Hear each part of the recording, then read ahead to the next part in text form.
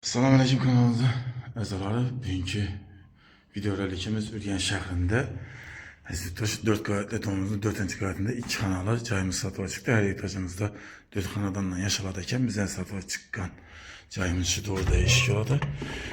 İşlərimizə zamanı ödəmeli işlərdən aladı. Bismillah'da abzorumuzla başlayanımız bizdə götdük anazinin birimiz çaylı sivitlərini verib atacağını tökülüb qoydular. Ayaklarımız limonla dışarıp tuttu. Bu tarafımız sanuzelimiz, aşkhanamız, son mehmanxanamız, burada orada spandemiz oladı. Giriş eşikimiz, bir de bir hoca zonamız, bir hocanın çivalet öttürbesenizde zor oladı. Lokasiyası Medium'un doğrusunda cayımız, bir de Harazim Palas, Celalettin Mengiber'de atamızda heykeli, son Mir Kafe ezle hem bir de yakın kvartira, dersinizde burada alıp durup ezle bir yandan görüp danışıveremiz. Belimizde diyorlar jitça böyle kılıngan gilemle düşen tutun ne uyuyorsunuz hemmesi kaladı.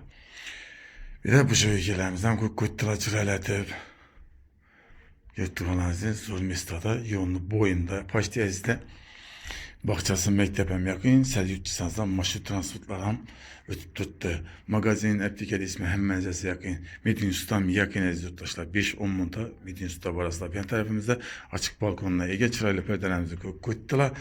Hiç gün registrelerimizden bah. Ben de götürülenizin açık balkonuna ege.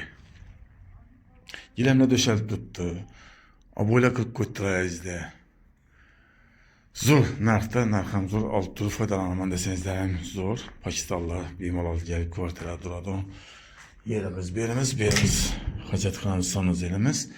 Gaz su suyetinden ummaması yok.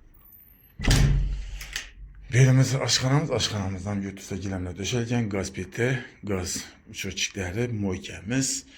Hemmesi bahri, xaladinlikən var ekan, əziz dostlar.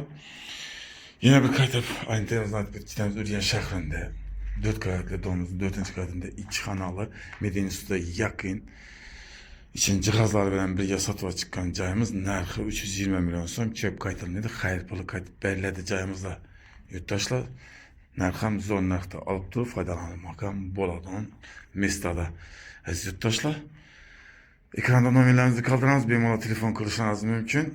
Gelip gösterip kan düşünmeleriniz olsa düşündürüp beğeninize yurttaşlar. Sağ olun, selamet olun. Kenki göze görüşünce aman olun.